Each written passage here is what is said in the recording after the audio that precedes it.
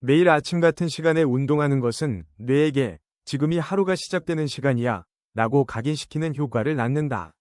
그렇게 꾸준히 같은 시간에 일어나다 보면 알람이 없이도 눈이 떠지게 될 것이다. 그동안의 패턴으로 내가 하루 24시간의 활동을 예측하고 준비태세를 갖추기 때문이다.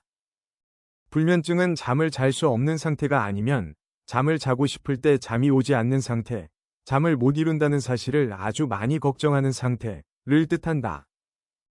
불을 끄고 눕자마자 잠들지 못한다고 해서 그렇게 걱정할 필요는 없다. 2005년 스위스의 신경과학자 질베르트 팅겔리는 누워서 잠들지 않고 그저 쉬기만 해도 인지수행 능력이 향상된다는 연구 결과를 발표했다. 2009년 일부 인지과제에서는 휴식이 수면과 거의 동일한 혜택을 제공한다는 결과도 있었다. 즉 잠을 자지 못하더라도 누워서 쉬기만 한다면 실제로 잠을 잔 것과 같은 효과를 누릴 수 있는 것이다. 희망적인 것은 수면이 어느 정도는 기술의 영역에 속한다는 점이다. 어떤 사람은 10분 안에 핫도그를 45개를 먹는다. 선천적으로 특이한 위장 구조를 타고난 것을 제외하면 훈련으로 그런 몸을 만들었을 것이다. 평소 많이 먹는 연습을 했기에 위장도 늘어나고 소화력도 좋아졌을 가능성이 높다. 수면도 마찬가지다. 얼마든지 훈련을 통해 더 잘 자는 법을 배울 수 있다. 흔히 불면증 환자들은 기능장애라는 단어를 욕설의 역할을 대신한다고 할 수 있을 정도로 빈번하게 쓰면서 자신의 상태를 표현한다. 그러나 전날 밤에 잠을 거의 또는 전혀 못 잤다는 게 다음날 아무것도 못한다는 의미는 절대 아니다. 당신의 하루가 초콜릿과 장미로 가득할 거라는 뜻이 아니라 진정으로 기능장애 상태에 이른 것은 아니라는 의미다. 나의 경우를 예로 들면 연구 과제를 하거나 세금을 계산하는 일 등으로 밤늦게까지 깨어 있을 때가 많다. 운동할 시간을 뺄 수 없어서 잠을 줄여 해 뜨기 전에 헬스장에 가는 날도 많다. 물론 그렇게 자면 상쾌하지는 않다. 하지만 생산성을 유지하는 데는 문제가 없다. 다만 누군가 그날 내 앞으로 새치기를 하지 않기를 바랄 뿐이다. 어쩌면 그의 얼굴을 물어뜯을지도 모르니까 말이다. 단순 불면증은 기저질환에 의한 경우도 있고 그 질병을 치료하기 위해 복용하는 약에 의해 발생하는 경우도 있다. 통증을 수반하는 신체 질병이나 급성불안과 양극성장애 같은 정신적 질병이 대표적이다. 이를 치료하기 위해 사용하는 스테로이드, 항우울제, 알레르기 약 등의 부작용으로서 불면이 나타난다. 통제할 수 없는 문제를 다루고자 할 때는 인지행동요법이 필요하다. 환자 스스로가 생각을 조절해 문제의 본질을 파악하고 해결하는 치료법이다. 실제로 2015년 뇌과학회지에는 CBT가 불면증 치료에 매우 효과가 있다는 대규모 메타분석 결과가 실렸다.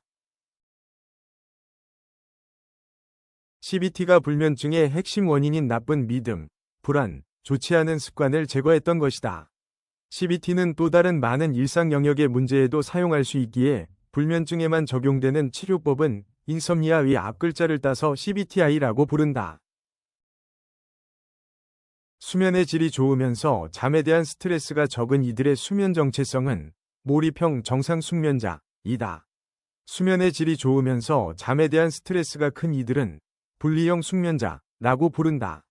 수면의 질이 나쁘지만 낮은 스트레스를 받는 이들도 있다. 이들은 분리형 수면 불량자라고 부른다. 수면의 질이 나쁘면서 높은 스트레스를 받는 이들도 있다. 이들의 정체성은 몰입형 수면 불량자로 실제로 잠을 잘 자지 못하고 그 문제를 명확히 인식하고 있는 이들이다. 4가지 수면 정체성을 가르는 기준은 수면의 질과 스스로 판단하는 졸음 및 인지 능력이다. 이는 수면에 대한 스트레스라고 표현하기도 한다. 수면 불량자의 기능적인 측면에서 보면 높은 스트레스를 받는 사람은 스트레스가 낮은 사람보다 우울, 졸음이나 피로, 인지장애를 더 많이 보고했다. 반대로 말하면 잠을 잘 못 자도 스트레스가 낮으면 기능적인 측면에서는 정상 숙면자와 다름없는 수준이었다. 우리는 푹 자지 않더라도 푹 잤다는 기분을 얼마든지 느낄 수 있고 그것은 우리가 수행하는 일도 훨씬 더 잘할 수 있게 만든다. 단지 푹 잤다고 믿는 것 하나로 말이다. 나는 수면 분야의 세계적인 연구자인 찰스 모린 박사의 불면증 연구가 저서인 불면증 인섬니아 경전처럼 여긴다. 1. 그 어떤 수면 보조제, 백색 소음 발생기, 휴대전화 수면 앱도 숭배하지 말라. 2. 불면증에 그 어떤 우상도 만들지 말고 살면서 겪는 안 좋은 일들을 불면증 탓으로 돌리지 말라. 3. 잠을 자려고 아무리 애써도 잠이 오지 않을 때 불면증의 이름을 헛되이 부르지 말라. 7. 수면은 세상에서 가장 중요한 일이지만 오늘 하룻밤의 수면은 상대적으로 무의미하다. 8. 잠을 제대로 못 잤다고 해도 다음날 컨디션은 생각보다 나쁘지 않다. 물리학자 스티븐 호킹이 우주에서 벌어지는 모든 일들을 하나의 이론으로 통합하려고 했듯이 나 역시 불면증이라는 복잡한 분야를 단순하게 정리하기 위해 무척 애를 써왔다. 그 결과 나는 불면증은 오로지 두려움의 문제다 라고 정의한다. 스스로 통제할 수 없는 것은 내버려두고 통제할 수 있는 것에 집중해야 한다. 스스로가 속을 때까지 속여라. 지금부터 당신은 잠을 아주 잘 자는 사람이다. 밤에 푹 자도 호들갑 떨지 말고 담담하게 받아들여라. 어느 날 잠을 좀 설친다고 해도 그러려니 해라. 누웠는데 잠이 오지 않으면 목표지향적 활동을 하라. 명상을 하거나 몸을 이완하는 데 써라. 그냥 쉬는 것만으로도 몸은 크게 회복된다. 수면이 아니라 내가 통제할 수 있는 휴식에 집중하라. 혹은 구체적으로 무엇을 상상하는 데 시간을 써라. 이를테면 나는 운동선수들에게 잠자리에 누워 50번 완벽하게 투구를 하는 모습을 상상하세요. 라고 조언한다. 뇌는 상상하는 것과 실제로 하는 것의 차이를 잘 구별하지 못하므로 수면 문제 해결과 투구 실력 향상에 일석이조의 효과가 있을 것이다. 불면증이 건강에 나쁘다는 사실은 추상적이며 심리적인 수준에서 매우 엉성하게 정의된다. 반면 수면 부족이 건강에 나쁘다는 사실은 매우 뚜렷하게 그 증거를 찾아볼 수 있다. 불면증과 수면 부족을 동일하다고 여기고 용어를 바꾸어 쓰곤 한다. 수면 부족의 파괴적인 영향을 불면증에 의한 것으로 보도하고 있기에 환자들은 선택의 여지가 없이 수면제를 택한다. 그들에게는 수면제를 먹지 않는 것은 죽으라는 말과 같다.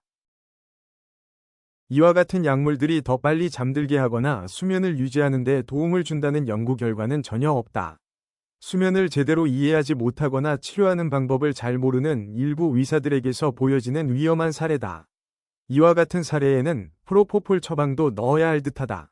프로포폴을 사용한 가장 유명한 인물은 마이클 잭슨으로 그는 결국 의사의 무지 때문에 사망했다고 볼 수 있다.